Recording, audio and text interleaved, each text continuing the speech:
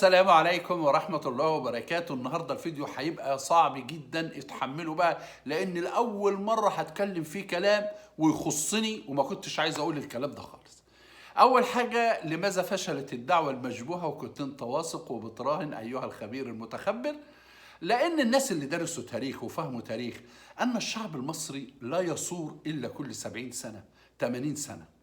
إحنا لما غلطنا في 25 يناير صححناها بثورة 30 يونيو، بقت ثورة تصحيح وإعادة مسار تاني لمصر ورجعنا مصر. كان من رابع المستحيل إن أنت تصور مش أقل يعني من 100 سنة، فقدامنا 100 سنة ولا 70 سنة ولا 80 سنة لما تبقى في ثورة تانية. ثانيا، عشان أعرف بس الناس اللي تتعلم السياسة، لا يمكن جيل واحد يقوم بثورة مرتين.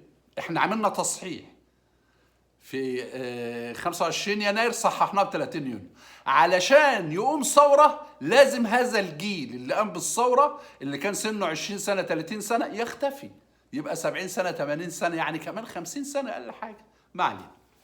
أنا هنا بوجه لأن هشام متولي وجه، انا سمحت البث، مش هقول ان انا ما سمحتوش، وهذا الكلام ما عجبنيش انا حتى علشان فرق السن. وانا كل اللي انا قلته ان انا قلت ان هذا النوع من الخمور اللي قالوا عليها ينفع يكون خمر وينفع يكون ايضا برفان. حتى الواين منه صنفين النهارده ممكن يبقوا برفان.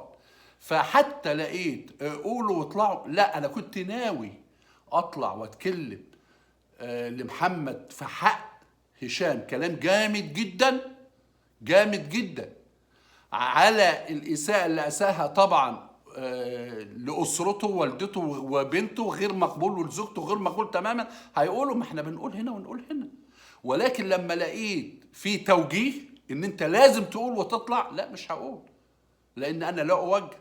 ونفس الكلام برضو زعلت انه لحسن الهلالي ولفاطمه وللبهدوره والحسن راكت. بس انا هتكلم النهارده على مدام اخلاص وحسن راكت بالنسبه لمحمد. طب عندك ايه يا عم عادل؟ عندك حاجات جدا. سعاد ومحاوله تصحيح لخطأ ما او زله لسان هي ما فهمتهاش واتخذت عليها فكانت لازم تصحح. مدام صدفه ردها ما عجبنيش، مدام صدفة ردها ما عجبنيش. ما فيش حاجة، أنت حر طالما لم تضر. لا، حريتك تنتهي حينما تنتهي حريتي. بس أنا بقى مش هقول مدام صدفة غلطت في إيه، ولا سعاد، ولا حسن رياكت، ولا مدام إخلاص أبو رجيلة، غير لما أرد على هشام رد بسيط جدا. هو بيقول هو أنت ولا علشان المشاهدة؟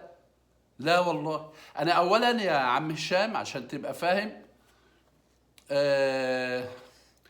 بنزل ارباح على الفيديوهات، وانا والله والله ثلاثة بالله العظيم انا من يوم ما فتحت القناتين ما مسكت جنيه في ايدي برغم ان القناتين رابحين. انا عندي الارباح على الالف فوق الدولار و30 سنت يمكن، برغم انهم رابحين القناتين اكتر من 147 الف. ولكن والله العظيم لا جبت منهم جنيه كوباية مية ولا لقمة ولا دخلوا بيتي ولا مسكتهم. هو كل واحد هيطلع يقول لنا امال انتوا فاتحين القنوات ليه وحاطين ارباح؟ يا عم روح بقى، ما شبع. طب ولا تقربوا الصلاة؟ اسمعوني.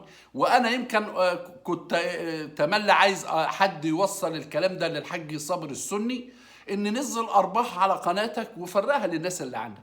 انا الفلوس بتاعه القناه كلها راحت لله، انا ما مسكتهاش. اولادي اللي بياخدوا بالفيزا وبيحطوا بالكارت وبيطلعوا وبياخدوا الفلوس دي مع زكاة الارض اللي احنا بنطلعها، والله على ما اقول شهيد. ولكن خدت من الفلوس دي 17,000 جنيه خدوها اولادي، خدوها 17,000 من الفيزا، لان حتى الفيزا بتاعت القناه دي مع الاولاد. مرة كانوا رايحين ندفع الضرائب عقارية عليها بعض فلوس في الضرائب، فالدفع النقدي كان ممنوع، لازم يبقى بالفيزا، فدفعنا 11,000 جنيه فاندفعوا من الفيزا. قلت لهم ابقوا حطوهم، قالوا حاضر. وهو رايح يجدد الرخصة بتاعت عربيته هو، برضه قالوا له مش هينفع دفع نقدي، لازم تدفع بالفيزا. دفع حوالي 5000 حاجة زي كده. فقلت له هاتهم يا معلم. قال لي خلاص انا هحطهم واوزعهم مع التانيين. وانا جايب للقناة دي 3 أجهزة، للقناتين 3 أجهزة من يوم ما جبتهم. ادي الجهاز الاولاني اهو معرفش، ماك بوك 14 بوصة، وأنا يمكن اهو. يا عم استنى انت بقى، انت هتفضل تقول اهو. ده ثمنه 58,000 يا استاذ هشام. ده الجهاز الاولاني.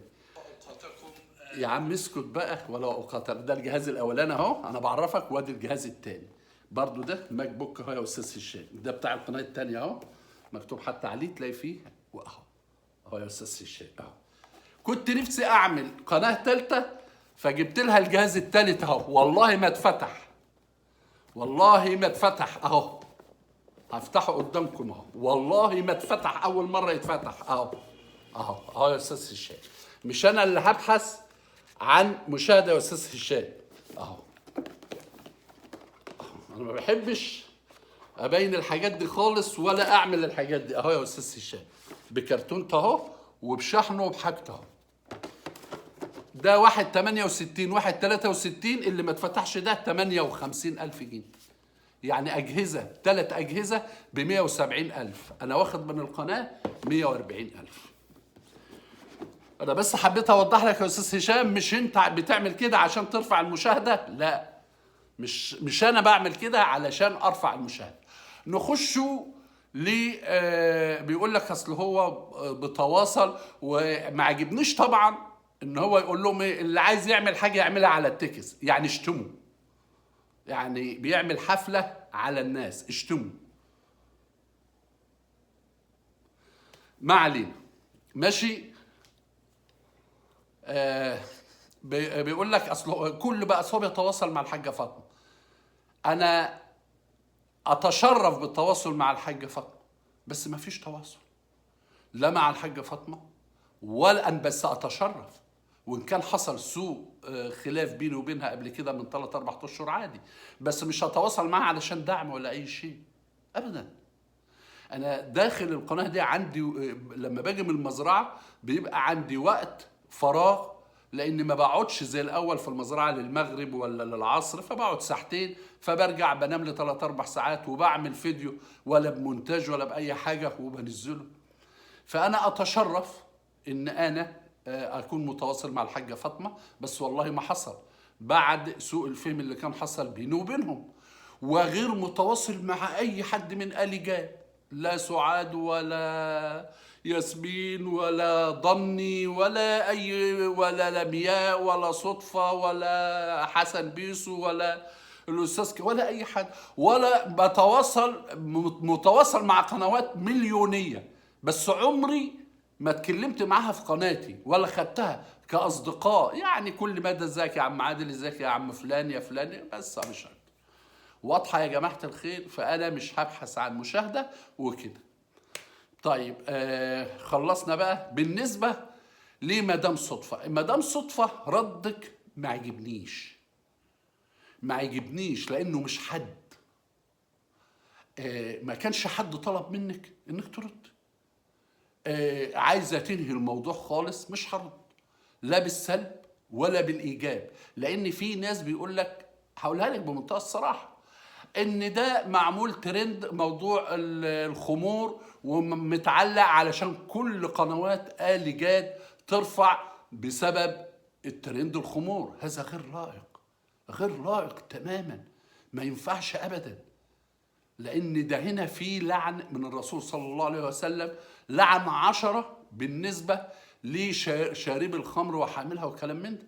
يعني قال عاصرها ومقدمها، يعني اللي هيقدمها، وشاربها وحاملها والمحمول إليه وساقيها وبائعها وآكل ثمنها والمشترى لها والمشترى له.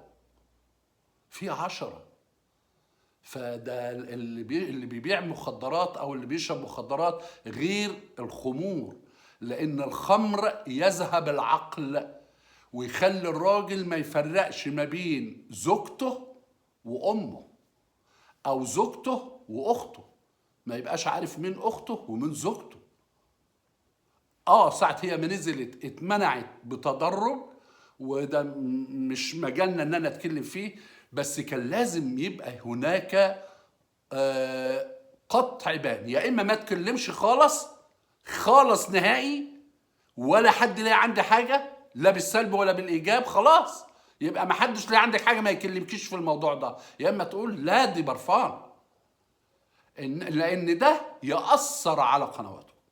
وانا بقول لكم هذا الكلام، هذه الامبراطوريه او هذه العائله الكريمه عائله آل جاد، هذا الفيديو او موضوع الخمور يأثر، ولكن زي الميه لما بتنزل ما تتقطعش مره واحده، يأثر في خلال 3-4 اشهر. فالكلام ده كان يجب فيه قطمه احسن من نحته، يا اما ما تكلمش فيه تماما، يا اما انكره نكر تام واضح. ولو حكمت على المصحف وامسك على المصحف واحلف على المصحف واقول وحق هذا الكتاب كذا كذا، ده اذا كان غير صحيح. كان صحيح ومش لازمك، لا ما تطلعيش تردي، ما تبرئيش خلاص، وانت بينك وبين نفسك وبعد كده ربنا يهدي الجميع، يعني ما كلنا يعني مش هنعمله ان احنا اصحاب فضيله. بالنسبه لمحمد، انا مش هتكلم بقى محمد وهشام، لان انا بقى مش هطلع موجه بقى من هشام ان انا على محمد، يبقى انا ما اقبلش الكلام. لكن لو ما كانش هشام يتكلم كنت طلعت وقلت لمحمد كلام يوجعه. يا محمد غير مقبول منك تماما، غير مقبول منك اللي حصل في البث ده تماما. واحد طالع بيشكر في والدتك، حسن رأيك تختلف. انا اؤكد لو قدامي مصحف احلف عليه ان محمد جاد لا يتابع اليوتيوب نهائيا، ولو شاف عنوان ماشي او شاف صورة مصغرة حبيبي والله، ويروح طالع يقول لك ده بيشتمنا وبتاع، راجل عامل فيديو بيدافع دفاع مستميت عن مدام صدفة ولا غيره، اطلع اتناوله واتناول والدته؟ مدام اخلاص، مدام اخلاص ابو رجيله، لا يا محمد، العرض ليه صيانه، زي ما انت لك 4 عروض او 5 عروض، عرض والدتك وعرض اخواتك، وما تتحملش واحد يدوس، برضه عرض الواحده دي ولايه. هتقول له انت ما بتشوفش يا عم عادل؟ ما هي مسكنه يا عم عادل، فحت وفحر وما فيش غير صدفه وآل جاد وخمره ومش خمره وراح ماشي. انت راجل ارفع عليها السماعه، الو ايه يا مدام اخلاص، هو ما فيش غير اختي؟ في ايه؟ لا ما يصحش، لا يا محمد ما اقصدش. تحاول انت تقرب وجهات النظر، يا تقوم عليها بحديه وتطلع تقول انا كلمت مدام اخلاص ولا غيره. انما حرام حرام حرام قصف اي محصنه يا جماعه الخير، والله طبعا للكل كليله، مش لواحده، انا بتكلم لاي واحده موجوده على اليوتيوب، حرام قصفها، لا هي ولا اولادها ولا اي شيء، حرام، ولا بصوره ولا بايحاء ولا بايماء ولا بتلميح، للكل، ولازم الكل ان يتوقف، ولا تنمر.